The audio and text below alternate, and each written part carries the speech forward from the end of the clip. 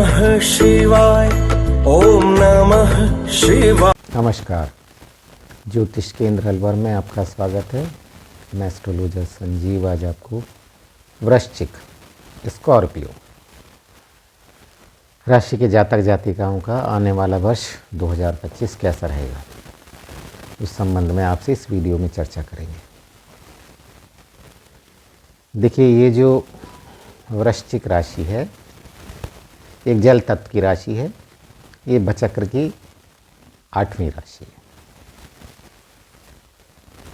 इस राशि पर मंगल का अधिकार है, अर्थात मंगल से अधिष्ठित राशि है। इस राशि के जो जातक जातिका होते हैं वो थोड़े से शॉर्ट टेम्पर्ड होते हैं, जल्दी गुस्सा आता है, परंतु ये अपने बात के पक्के होते हैं। क्योंकि देखिए, मंगल से अधिष्ठित है ये राशि। देखिए, अपन ये वीडियो स्टार्ट करें इससे पहले मैं हनुमान जी महाराज की एक चौपाई आपके समक्ष पेश कर रहा हूँ। ये चौपाई ऐसी है कि आप किसी भी संकट के समय आप इसका पाठ करेंगे या गान करेंगे तो हनुमान जी महाराज की कृपा से आपके सारे संकट दूर हो जाएंगे। जय हनुमंत संत हितकारी, सुन लीजिए प्रभु अरज हमारी। जन के काज विलंब न कीजिए, आतुर दोरी महासुख दीजिए। बोल बजरंग बली की जय। तो देखिए, ये अपन वार्षिक राशिफल बना रहे हैं। तो इस वार्षिक राशिफल में हमने मंद गति से चलने वाले ग्रहों का ज़्यादा प्रभाव लिया है। और चूँकि ये मंद गति से जो ग्रह चलते हैं वो ज़्यादा समय तक कुंडली को प्रभावित करते हैं। देखिए, जो ग्रह हैं कुछ तो तीव्र गति से चलते हैं, कुछ मंद गति से चलते हैं। तो देखिए, जो तीव्रगामी ग्रह हैं उनका प्रभाव अपन मासिक राशिफल में लेते हैं, क्योंकि वो शॉर्ट समय के लिए प्रेडिक्शन होता है, 1 महीने के लिए। ये 12 महीने के लिए है। देखिए, जैसे सूर्य है ये लगभग 30 दिन में राशि परिवर्तन करता है। चंद्रमा तो 2.5 दिन में ही राशि परिवर्तन कर लेता है। तो सबसे तीव्रगामी ग्रह है बुध और मंगल ये 40 से 45 दिन लेता है एक राशि में। बुध और शुक्र कुंडली में भी आपने देखा होगा, ये हमेशा सूर्य के आसपास रहते हैं, या तो सूर्य के साथ रहते हैं या सूर्य से एक घर आगे या एक घर पीछे। तो इनका भी जो एक राशि में गोचर है लगभग 28 से 30 दिन का होता है। बृहस्पति ये मंद गति से चलने वाला ग्रह है, इसका एक राशि में गोचर लगभग 12 से 13 महीने तक रहता है। शनि अत्यंत मंद गति वाला ग्रह है, ये एक राशि में लगभग 2.5 वर्ष रहता है, अर्थात 30 महीने का इसका एक राशि में गोचर होता है। उसके बाद ये राशि परिवर्तन करता है। इसी प्रकार अपन दोनों नोडल ग्रह देखें, राहु और केतु, ये लगभग एक राशि में 18 महीने रहते हैं, 1.5 साल। तो अपन जो ये अपना वीडियो बना रहे हैं इसमें अपन ने मंद गति से चलने वाले ग्रहों का प्रभाव लिया है। अब देखिए, अपन बात करते हैं पहले मंद गति के ग्रहों की गोचर की। देखिए, गुरु है वो 14 मई तक आपके सप्तम भाव में गोचर कर रहा है। सप्तम भाव से इनकी दृष्टि आपके एकादश भाव में लगन में और तृतीय भाव पे है। 14 मई के बाद ये आपके अष्टम भाव में गोचर करेगा। वहाँ से इसकी दृष्टि आपके द्वादश भाव, द्वितीय भाव और चतुर्थ भाव पर रहेगी। इसी प्रकार अपन शनि का देखें तो शनि है 29 मार्च तक आपके चतुर्थ भाव में गोचर करेगा। वहाँ से इसकी दृष्टि आपके 6ठे भाव, दशम भाव और लगन पे रहेगी। इसी प्रकार अब 29 मार्च के बाद शनि पंचम भाव में चले जाएंगे। वहाँ से ये आपके सप्तम, एकादश और दूसरे भाव को प्रभावित करेंगे। अब अपन दोनों नोडल ग्रह की बात करें तो राहु ये मई तक आपके पंचम भाव में गोचर करेंगे। उसके बाद ये आपके चतुर्थ भाव में चले जाएंगे, क्योंकि ये वक्री चलते हैं, अर्थात पंचम से चतुर्थ भाव में आएंगे। इसी प्रकार केतु है, ये मई तक आपके एकादश भाव में रहेगा, उसके बाद ये आपके दशम भाव में आएगा। चलिए अब अपन देखते हैं ये वर्ष कैसा रहेगा। इसमें अपन ने जो भी पॉइंट्स कवर किए हैं, पहला अपन ने प्रोफेशन को कवर किया है, प्रोफेशन के भी 2 पार्ट किए हैं, नौकरी और व्यवसाय। उसके बाद अपन ने आपकी फाइनेंशियल कंडीशन देखी है, फाइनेंशियल कंडीशन के बाद अपन ने हेल्थ लिया है, हेल्थ के बाद हमने एजुकेशन लिया है, क्योंकि स्टूडेंट्स के लिए ये बड़ा इम्पोर्टेंट पॉइंट है। एजुकेशन के बाद हमने फिर आपका पकड़ा है लव लाइफ, ये भी बड़ा इम्पोर्टेंट है। उसके बाद आपका वैवाहिक जीवन कैसा रहेगा। फिर अपन ने आपका फैमिली लाइफ और आपका गृहस्थ जीवन, ये दोनों देखा है। लास्ट में हमने देखा है भूमि भवन और वाहन, और अंत में, सबसे अंत में अपन ने उपाय लिए हैं कि आप और कैसे अपना वर्ष बेहतर बना सकते हैं। चलिए अपन स्टार्ट करते हैं। पहले नौकरी, प्रोफेशन में का जो पहला पार्ट है नौकरी। देखिए नौकरी में आपको मिश्रित परिणाम मिलेंगे, क्योंकि देखिए षष्ठेश मंगल है, वो वर्ष पर्यंत मिक्स्ड रिजल्ट ही देगा, मिश्रित लगली रिजल्ट्स देगा। कभी तो आपको मंगल अच्छे रिजल्ट्स देने लग जाएगा, कभी सामान्य देगा। देखिए अपन नौकरी का जो कारक ग्रह है, शनि की बात करेंगे पहले। देखिए नौकरी का कारक ग्रह जो शनि है 29 मार्च तक आपके चतुर्थ भाव में गोचर करेंगे। वहाँ से इनकी दृष्टि आपके छठे भाव पर रहेगी, दशम पे और एकादश भाव पे। देखिए छठा भाव है नौकरी का भाव है। देखिए शनि जहाँ बैठता है उस घर की वृद्धि करता है, और जहाँ दृष्टि डालता है वहाँ पे फलों में कमी करता है। तो इसकी दृष्टि आपके छठे भाव पर पड़ रही है। छठा भाव आपका नौकरी का भाव है। तो देखिए शनि की कृपा से आपके नौकरी में आपको अनसेटिस्फाइड रहेंगे, मतलब सेटिस्फैक्शन नहीं मिलेगा आपको, क्योंकि शनि है यहाँ पे रह के आपके फलों में कमी करेगा, छठे भाव के फलों में। परंतु देखिए 29 मार्च के बाद शनि है, ये आपके पंचम भाव में चले जाएंगे, तब इनकी दृष्टि आपके छठे भाव से हट जाएगी। तो 29 मार्च के बाद आपको नौकरी में संतोष मिलने लगेगा, और आपकी स्थिति, नौकरी की स्थिति पहले से बेहतर बनने लगेगी। अब देखिए गुरु का, देखिए अपन तो 14 मई तक गुरु आपके सप्तम भाव में गोचर कर रहे हैं, वहाँ से इसकी दृष्टि आपके एकादश भाव पे पड़ रही है, आय भाव पर। तो देखिए बृहस्पति आप धन का कारक है और आपके एकादश भाव को देख रहा है। तो बृहस्पति का ऐसा है, बृहस्पति जहाँ बैठता है वहाँ फलों में कमी रहती है, परंतु बृहस्पति की दृष्टि अमृत समान होती है। तो एकादश भाव पे बृहस्पति की दृष्टि पड़ रही है, तो ये आपके आय में वृद्धि करेगा। आय में वृद्धि कब होगी? जब आपको नौकरी में अच्छे परिणाम मिलेंगे। तो बृहस्पति की कृपा से आपको नौकरी में बड़े अच्छे परिणाम मिलेंगे, और शनि, ये बृहस्पति की कृपा से आपको वेतन वृद्धि और पदोन्नति के लाभ मिलते रहेंगे। इस प्रकार मई तक आपको नौकरी में संतुष्टि देने की भरपूर प्रयास करेगा बृहस्पति, परंतु 29 मार्च तक आपको शनि आपको नौकरी में असंतोष देता रहेगा। देखिए इस वर्ष आपको जॉब चेंज की भी भरपूर संभावना बन रही है। आप यदि जॉब चेंज करना चाहते हैं तो वो भी आप कर सकते हैं। 14 मई के बाद गुरु आपके अष्टम भाव में चले जाएंगे, वहाँ से आपके द्वादश भाव पर दृष्टि डालेंगे। तो ये आपको द्वादश भाव खर्च का भाव है, फिर आपको ये थोड़ी बहुत बृहस्पति कठिनाई देने लग जाएगा। परंतु देखिए जो जातक जातिका विदेश से जुड़कर नौकरी कर रहे हैं या विदेश में नौकरी कर रहे हैं या किसी एमएनसी में कर रहे हैं, तो उनके लिए तो बृहस्पति की कृपा बनी रहेगी, अच्छे रिजल्ट्स मिलेंगे। और इनके अलावा जो हैं उनको थोड़े फलों में कमी आ जाएगी। अब व्यवसाय की बात करेंगे अपन। तो देखिए व्यवसाय में भी आपको मिश्रित परिणाम मिलेंगे। देखिए 14 मई तक गुरु का सप्तम भाव में गोचर चल रहा है। तो देखिए गुरु है धन के कारक है, तो गुरु की कृपा से व्यवसाय में आपको बहुत अच्छे रिजल्ट्स मिलेंगे। इस पीरियड में आप व्यापार में भरपूर उन्नति करेंगे और भरपूर लाभ कमाएंगे।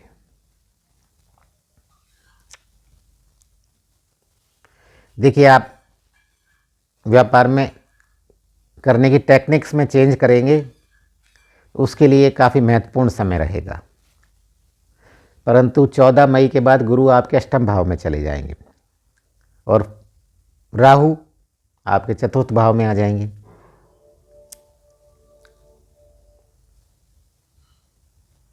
केतु आपके दशम भाव में आ जाएंगे, प्रोफेशन के भाव में। तब व्यापार के हिसाब से आपके थोड़े से अच्छे रिजल्ट्स मिलने कम हो जाएंगे। व्यापार से आप मन हट जाएगा आपका, क्योंकि केतु है यह विच्छेदकारी ग्रह है। चतुर्थ भाव से दशम भाव पर राहु भी दृष्टि डालेगा और केतु तो दशम भाव में रहेगा ही। तो व्यापार से आप उद्विग्न हो जाएंगे, अर्थात आप मन हट जाएगा और मन आपका हट जाएगा व्यापार के प्रति। देखिए मेरी तो ये सलाह है आपको, 14 मई के बाद आपका व्यापार जैसा चल रहा है उसको वैसा ही चलने दें, कोई आप उसमें चेंज ना करें।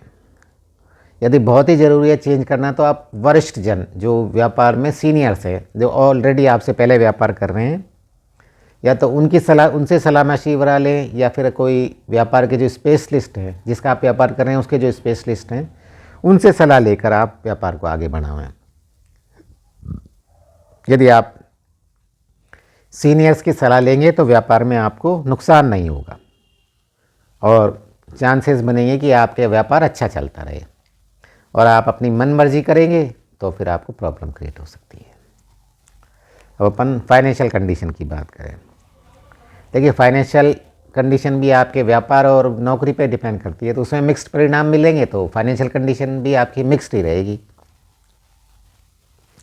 वैसे तो देखें तो आपके जो एकादश है बुध, उसका पूरे वर्ष अच्छा गोचर है, अतः आपकी जो आय वृद्धि के साधन बनते रहेंगे आपके और आमदनी आपकी अच्छी चलती रहेगी। विशेषकर देखें तो आपका जो धनेश है बृहस्पति 14 मई तक वो आपके सप्तम भाव में गोचर कर रहे हैं। सप्तम भाव से इनकी दृष्टि आपके एकादश भाव पर अर्थात आय भाव पर पड़ेगी। तो बृहस्पति की कृपा से 14 मई तक आय के नए नए सोर्सेज डेवलप होते रहेंगे और आपको भरपूर आमदनी रहेगी और भरपूर बचत की संभावना भी बन रही है। परंतु देखिए 14 मई के बाद जो धन के कारक हैं बृहस्पति, वो आपके अष्टम भाव में गोचर करेंगे। तब आपके जो आय के साधनों में धीमापन आ जाएगा। हालांकि जो धनेश हैं वो 8वें भाव में बैठकर भी इनकी दृष्टि आपके दूसरे भाव पर रहेगी अर्थात धन भाव पर रहेगी। इससे क्या है, जो आपने जो धन बचाया है उस धन को बृहस्पति की कृपा से सकारात्मक परिणाम मिलेंगे, लेकिन जो आपकी आमदनी है वो घट जाएगी। आमदनी बढ़ाने में ये सहायता नहीं कर पाएगा बृहस्पति। आपका जो बचा हुआ धन है उसको अच्छे से इन्वेस्ट करवा देगा आपका ये। तो देखिए 14 मई के बाद देखें तो आमदनी के हिसाब से आपका अच्छा समय नहीं है। 14 मई तक बहुत अच्छा आपका कैश फ्लो बना रहेगा, अच्छा आपको इनकम होगी। 14 मई के बाद आपका जो कैश फ्लो है वो थोड़ा डाउन हो जाएगा। हेल्थ, देखिए हेल्थ में भी आपको मिक्स्ड परिणाम मिलेंगे। 29 मार्च तक शनि आपके चतुर्थ भाव में गोचर कर रहे हैं, वहाँ से इनकी दृष्टि आपके छठे भाव पे, तो छठा भाव रोग ऋण शत्रु का भाव है। तो देखिए शनि चौथे भाव में गोचर कर रहे हैं, तो चौथा भाव आपके हार्ट का भी भाव है। तो आपको हार्ट से रिलेटेड इश्यूज़ हो सकते हैं, घुटनों से रिलेटेड इश्यूज़, कमर दर्द, सिर दर्द, ये आपको प्रॉब्लम्स चलती रहेंगी। तो आप देखिए हेल्थ के प्रति आप बड़े कॉन्शियस रहें। 29 मार्च के बाद का समय, 29 मार्च के बाद शनि आपके पंचम भाव में चले जाएंगे। तब फिर आपके जो पुराने चले आ रहे रोग हैं उनसे आपको धीरे धीरे छुटकारा मिलने लगेगा और आपका धीरे धीरे अच्छा स्वास्थ्य बनने लगेगा। लेकिन मई के बाद राहु आपके चतुर्थ भाव में आ जाएगा। फिर आपको हार्ट से रिलेटेड प्रॉब्लम हो सकती है। मार्च के बाद शनि आपके पंचम भाव में आ जाएगा, तो पंचम भाव स्टोमक का भी भाव है, तो पेट से रिलेटेड इश्यू भी आपको दे सकता है शनि। इस प्रकार पूरे वर्ष ऐसा ही चलता रहेगा, पुरानी प्रॉब्लम सॉल्व होंगी, नई प्रॉब्लम स्टार्ट हो जाएंगी। इस प्रकार अपन कह सकते हैं आपको मिक्स्ड परिणाम मिलेंगे, कभी अच्छे तो कभी बुरे। तो देखिए मेरे तो यही सलाह है आपको, पूरे वर्ष आप योगा, मेडिटेशन, एक्सरसाइज जो भी आप कर सकते हैं वो करें। इससे आपकी रोग प्रतिरोधक क्षमता मजबूत होगी। इस वर्ष आप डाइजेस्टिव फूड ग्रहण करें, जंक फूड अवॉइड करें, कम से कम आप बाज़ार का खाएं। और हेल्थ के प्रति जागरूक रहें। थोड़ी सी भी परेशानी आपको नज़र आए तो तुरंत चिकित्सक से संपर्क करें, क्योंकि देखिए चौथे और दशम भाव पे तो आपकी मदर फादर का हेल्थ भी थोड़ा सा आपका इस वर्ष अच्छा नहीं रहेगा, तो आप उनकी भी थोड़ी सी केयर करें, क्योंकि चौथे और दशम भाव पे शनि का प्रभाव भी आ रहा है, राहु केतु का भी प्रभाव आ रहा है, तो आपको मदर फादर की हेल्थ की तरफ भी ध्यान देना चाहिए। एजुकेशन, देखिए एजुकेशन बड़ा इम्पोर्टेंट पॉइंट है ये, और जो जातक जाति का स्कॉर्पियो हैं उनके लिए तो, जो और पढ़ाई कर रहे हैं उनके लिए तो बड़ा इम्पोर्टेंट है, विद्यार्थियों के लिए। देखिए शिक्षा में भी आपको एवरेज रिजल्ट्स मिलेंगे, क्योंकि देखिए चौथे और पांचवें भाव पर शनि का प्रभाव रहेगा, राहु का भी प्रभाव बना रहेगा मई के बाद चतुर्थ भाव पे। तो देखिए पूरे वर्ष ही आपको थोड़ी सी प्रॉब्लम बनी रहेगी, क्योंकि ये ग्रह हैं क्रूर ग्रह, ये आपको कंसंट्रेशन नहीं बनाने देंगे, ये आपका कंसंट्रेशन भंग करते रहेंगे। देखिए यदि आप डेडिकेटेड स्टूडेंट्स हैं तब तो आपको कोई प्रॉब्लम आएगी ही नहीं, तो यदि आप पढ़ाई के प्रति काफ़ी डेडिकेटेड हैं जब, तो आपको कोई प्रॉब्लम नहीं आएगी और आपको बड़ी अच्छी सफलता मिलेगी। क्योंकि देखिए शनि है ये न्याय का देवता है, यदि वास्तव में आप सीरियस हैं पढ़ाई के प्रति तो ये आपको अच्छे परिणाम दिलवाएगा, उन्हें तो निश्चित सफलता मिलेगी। परंतु जो आम विद्यार्थी हैं, एग्ज़ाम के टाइम पढ़ते हैं और शॉर्ट ट्रिक्स अपनाते हैं, उनको परेशानी का सामना करना पड़ सकता है, क्योंकि जो कम अध्ययन में सफलता प्राप्त करना चाहते हैं उनके लिए परेशानी वाला साल है। उच्च शिक्षा का कारक गुरु है, वो भी 14 मई तक तो कोशिश करेगा आपको अच्छे परिणाम देने की, परंतु 14 मई के बाद ये आपके अष्टम भाव में चला जाएगा, तब आपको कठोर परिश्रम करना पड़ेगा। हालांकि ये बृहस्पति अष्टम भाव में चला गया तो जो रिसर्च के विद्यार्थी हैं, अष्टम भाव रिसर्च का भी भाव है, उन पर गुरु की कृपा बनी रहेगी, तो गुरु रिसर्च के विद्यार्थियों को बड़े अच्छे परिणाम देगा। परंतु इन्हें भी हार्ड वर्क करना पड़ेगा, कठोर परिश्रम। शिक्षा के मामले में थोड़ा सा ये कमज़ोर वर्ष है अन्य वर्ष की तुलना में, क्योंकि इस वर्ष आपको यदि सफलता प्राप्त करनी है तो आपको अधिक डेडिकेशन, अधिक कंसंट्रेशन दिखाना पड़ेगा एजुकेशन, पढ़ाई के प्रति, तभी आप सफल हो पाएंगे। अब आपकी लव लाइफ के बारे में बात करें तो लव लाइफ में भी आपको मिक्स्ड परिणाम मिलेंगे, क्योंकि मई के बाद राहु का पंचम भाव में मई तक प्रभाव है, पंचम भाव पे, और केतु एकादश भाव से केतु की दृष्टि रहेगी पंचम भाव पे, तो पंचम भाव पे दोनों नोडल ग्रहों का प्रभाव है। पंचम भाव आपके लव अफेयर्स का भाव है, तो ये दोनों क्या करेंगे, आपको एक दूसरे के प्रति गलत फहमियाँ पैदा करवाते रहेंगे, अहम का टकराव हो जाएगा, कोऑर्डिनेशन का अभाव रहेगा आप प्रेमी प्रेमिका में। तो देखिए, प्रेम संबंधों को लेकर यदि आप सीरियस हो गए तब तो देखिए शनि आ रहा है 29 मार्च के बाद पंचम भाव में। यदि आप वास्तव में ट्रू लवर्स हैं तब तो शनि आपकी मदद करेगा, और अदरवाइज आप ऐसे ही कैजुअल हैं तब तो शनि आपकी कोई मदद नहीं करेगा। तब तो शनि आपका विवाह भी करा सकता है। और यदि आप टाइम पास हैं तो भाई सॉरी, फिर कोई मदद नहीं मिलेगी शनि की आपको। कुल मिला के अपन यही कह सकते हैं मिक्स्ड रिजल्ट मिलेंगे। सच्चे प्रेमी प्रेमिका हैं उनके लिए अच्छे परिणाम मिलेंगे, और जो वैसे ही हैं उनको ज़्यादा अच्छे परिणाम नहीं मिलेंगे। देखिए, गुरु भी 14 मई तक सप्तम भाव में गोचर कर रहे हैं, वहाँ से एकादश भाव पर दृष्टि है। तो देखिए, गुरु की भी मई तक ही कृपा दृष्टि रहेगी आप पे। 14 मई तक तो गुरु का गोचर है, ये भी आपको सपोर्ट करेगा। 14 मई के बाद गुरु भी अष्टम भाव में चला जाएगा। तो कुल मिला के आपको अच्छे और बुरे दोनों प्रकार के रिजल्ट्स मिलेंगे। विवाह और वैवाहिक जीवन के बारे में बात करें तो देखिए, जो जिस जातक जातिका की विवाह की उम्र हो गई है और वो वास्तव में विवाह करना चाहते हैं तो उनके लिए 14 मई तक का समय काफ़ी बढ़िया रहेगा, क्योंकि गुरु का गोचर है। और जो आपके पंचमेश हैं गुरु, वो आपके सप्तम भाव में गोचर कर रहे हैं। तो देखिए, सामान्य विवाह के साथ साथ यदि आप प्रेम विवाह करना चाहते हैं तो उसमें भी आपको बृहस्पति मदद करेगा। और जो खाली प्रेम का दिखावा कर रहे हैं उनकी पोल खुल जाएगी, उनके झूठ का पर्दाफाश हो सकता है। 14 मई के बाद बृहस्पति आपके अष्टम भाव में चले जाएंगे, तब परिणामों में कमी आ सकती है। देखिए, यदि आप विवाह करना चाह रहे हैं तो विवाह की प्रक्रिया 14 मई तक पूर्ण कर लें, उस समय बहुत बेहतर है। उसके बाद गुरु आपके अष्टम भाव में चले जाएंगे और शनि की भी 29 मार्च के बाद सप्तम भाव पर दृष्टि आ जाएगी।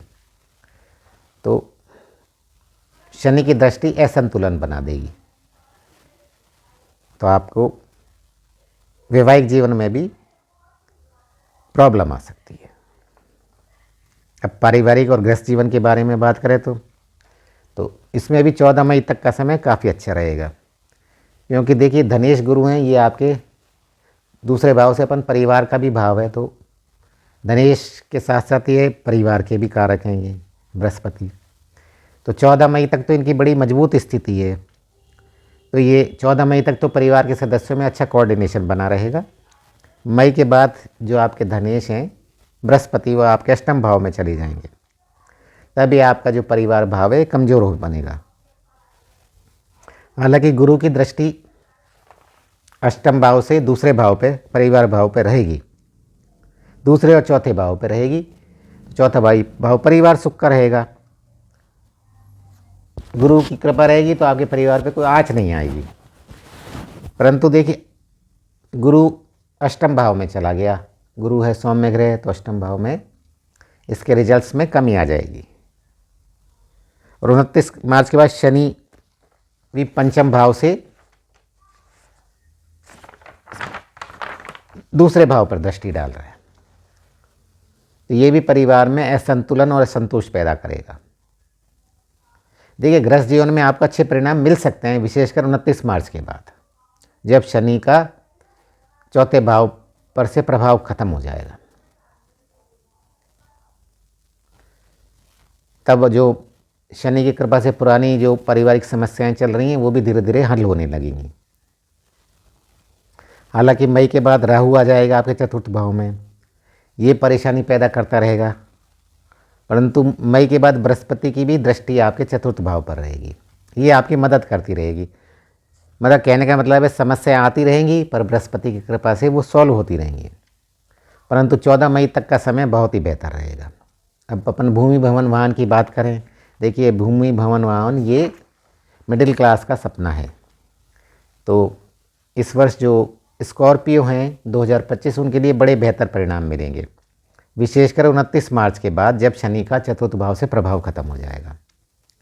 तब भूमि भवन वाहन के मामले में बड़े अच्छे रिजल्ट्स मिलेंगे।